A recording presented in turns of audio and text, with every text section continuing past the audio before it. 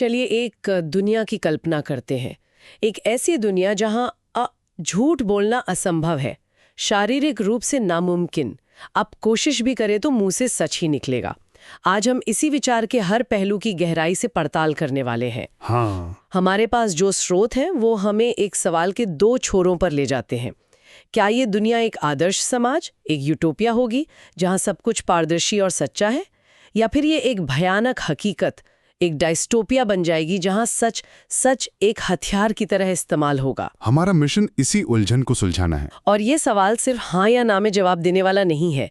ये हमारे समाज की बुनावट, हमारे रिश्तों की गर्मी और यहाँ तक के इंसान होने के मतलब पर भी सीधी चोट करता है। क्योंकि जब हम सच और झूठ की बात करते हैं तो हम सिर्फ तथ्यों की बात नहीं कर रहे होते। हम सहानुभूति, कल्पना और एक दूसरे की भावनाओं को संभालने की कला की बात कर रहे होते हैं। तो चलिए इस नई सच्ची दुनिया के दरवाजे खोलकर देखते हैं। बिल्कुल। पहली नजर में तो ये कमाल का लगता है। सोचिए, राजनीति में कोई झूठे वादे नहीं, व्यापार में कोई धोखाधड़ी नहीं, रिश्तों में कोई दोगलापन नहीं। हाँ, सब कुछ साफ और खरा। मुझे लगता है सबसे बड़ा बदलाव तो हमारे सार्वजनिक जीवन में आएगा। एक नेता चुनाव रैली में क्या कहेगा? वो शायद कुछ ऐसा कहेगा, हमारी योजना ये है, इसमें ये खूबियां हैं और ये खामियां हैं। हम अपनी पूरी कोशिश करेंगे, लेकिन इसकी कोई गारंटी नहीं है कि हम 100% सफल होंगे। सुनने में शायद ये उतना जोशीला न लगे। बिल्कुल नहीं लगेगा। पर सोचिए, इससे राजनीति का पूरा चरित्र ही बदल जाएगा। चुनाव वादों की नीलामी नहीं, बल्कि योजनाओं और क्षमताओं की एक खुली बहस बन जाएंगे। मतलब चुनाव प्रचार किसी प्रोजेक्ट मैनेजमेंट की मीटिंग जैसा लगेगा। हाँ, कुछ वैसा ही। और इसका असर अर्थव्यवस्था पर क्या पड़ेगा? शेयर बाजार जहां अटकलों और भविष्य की उम्मीदों पर खेल होता है, उसका क्या होगा? और जोखिम लेने की भावना कम नहीं हो जाएगी, क्योंकि हर कोई सिर्फ वही बोलेगा जो 100% सच है। ये एक बहुत बड़ा खतरा है। अर्थव्यवस्था का एक बड़ा हिस्सा भविष्य के अनुमान पर चलता है, जिसे हम सेंटिमेंट कहते हैं। अगर सेंटिमेंट सिर्फ ठोस तथ्यों तक सिमट जाए तो शायद विकास की रफ्तार धीमी पड़ जाए। लेकिन इसका दूसरा पहलू भी है ना? हाँ, दूसरा पहलू ये है कि आर्थिक घोटाले और बबल लगभग खत्म हो जाएंगे, और न्याय व्यवस्था की तो बात ही अलग है। हाँ, कोर्ट और पुलिस, अदालतें शायद महीनों के बजाय घंटों में फैसले सुना देंगी। पुलिस का काम सिर्फ सबूत इकट्ठा करना रह जाएगा, क्योंकि हर गवाह और अपराधी सच ही बोलेगा। एक अभूतपूर्व पारदर्शिता। पर यह पारदर्शिता जब हमारी निजी जिंदगी में घुसेगी, तब भी क्या ये इतनी ही अच्छी लगेगी? यहीं से इस यूटोपिया का डिस्टोपियन पहलू नजर आने लगता है। बिल्कुल, क्योंकि समाज सिर्फ बड़े सिस्टम से नहीं है, बल्कि रोजमर्रा के छोटे छोटे संवादों से बनता है। और इन संवादों को जो चीज सहज बनाती है, उसे हम अक्सर सफेद झूठ कहते हैं, व्हाइट लाइज। हाँ, समाजशास्त्र में इसे फेस वर्क या इज्जत बचाने के कॉन्सेप्ट से जोड़ा जाता है। हम सब न सिर्फ अपनी बल्कि दूसरों की भी सामाजिक इज्जत बचाने के लिए लगातार कोशिश करते हैं। मतलब अगर मेरा दोस्त एक अजीब सा हेयर कट करवा कर पूछे कैसी लग रही हूं, और मैं सच बोल दूं तुम कार्टून लग रही हो, तो आप सिर्फ सच नहीं बोल रहे हैं, आप उसके फेस वर्क को तोड़ रहे हैं। आप उसकी सामाजिक शर्मिंदगी का कारण बन रहे हैं। सही कहा। और ये छोटे छोटे झूठ, मतलब ये रिश्तों की गाड़ी में तेल की तरह काम करते हैं, ताकि वो बिना रगड़ खाए चलती रहे। इनके बिना हमारा हर सामाजिक संवाद एक संभावित टकराव बन सकता है। मैं तो सोच रही हूँ कि परिवार के व्हाट्सएप ग्रुप का क्या होगा।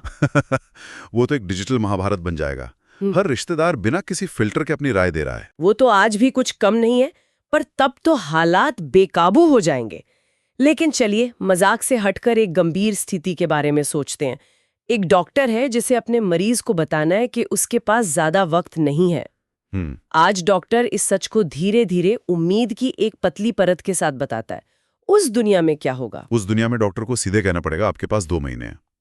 कोई दिलासा नहीं, कोई झूठी उम्मीद नहीं, ये सच मरीज के लिए किसी दवा से ज्यादा जहर का काम कर सकता है। क्योंकि कभी कभी उम्मीद ही सबसे बड़ी दवा होती है। बिल्कुल। तो क्या समाज ज्यादा ईमानदार होने के साथ साथ ज्यादा क्रूर भी हो जाएगा? शायद लोग एक दूसरे से मिलना जुलना ही कम कर दें। हाँ, ताकि ऐसे असहज सच बोलने या सुनने की नौबत ही ना आए। समाज ज्यादा सच्चा तो होगा, पर शायद उतना ही अकेला भी। इस सब पर सोचते हुए मेरे दिमाग में एक और बात आ रही है, जो शायद हमारी पहचान से जुड़ी है।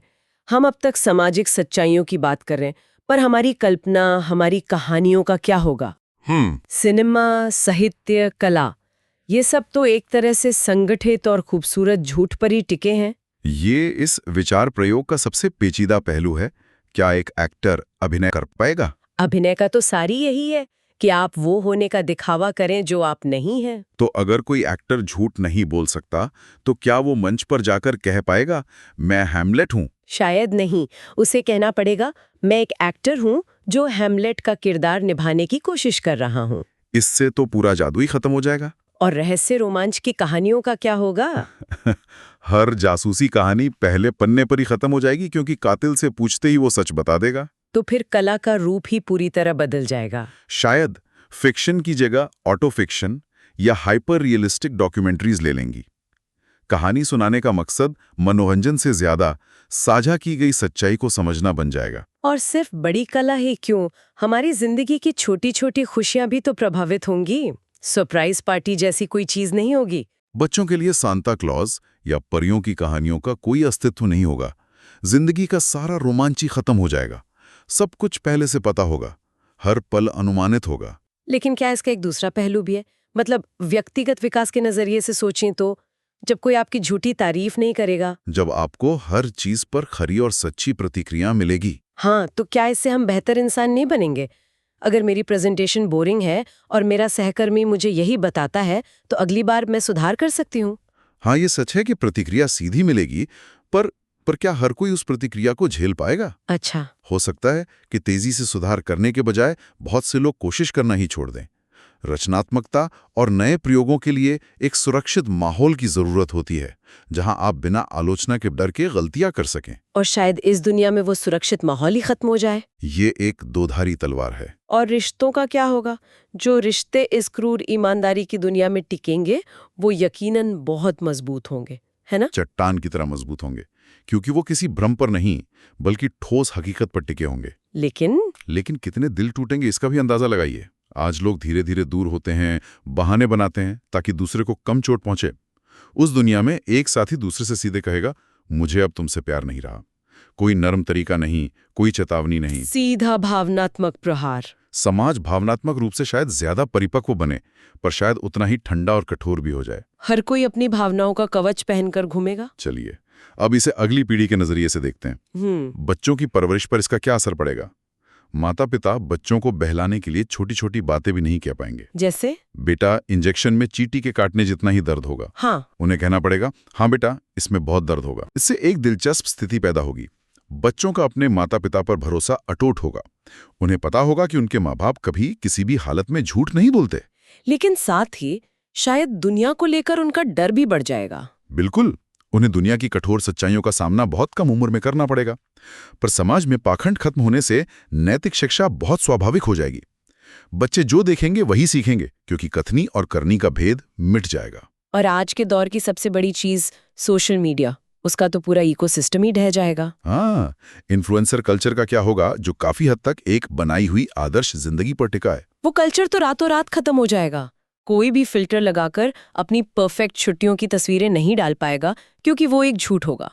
लोगों को अपनी कच्ची अनफिल्टर्ड सच्चाई दिखानी पड़ेगी। इसका एक सकारात्मक असर ये हो सकता है कि आज के दौर में जो तुलना और डिप्रेशन की भावना बढ़ रही है वो शायद कम हो जाए। लोग समझेंगे कि हर किसी की जिंदगी में उतार चढ़ाव होते हैं, लेकिन क्या लोग अपनी कच्ची सच्चाई दिखाने में सहज होंगे, या फिर वो ऑनलाइन दुनिया से पूरी तरह कट जाएंगे? शायद सोशल मीडिया एक खाली मैदान बनकर रह जाए। और यहीं से एक बहुत बड़ा सवाल खड़ा होता है, निजता का, प्राइवेसी का। ये इस पूरी व्यवस्था की सबसे कमजोर कड़ी है। अगर आपसे कोई आपका बैंक बैलेंस पूछे और आप झूठ नहीं बोल सकते तो क्या होगा?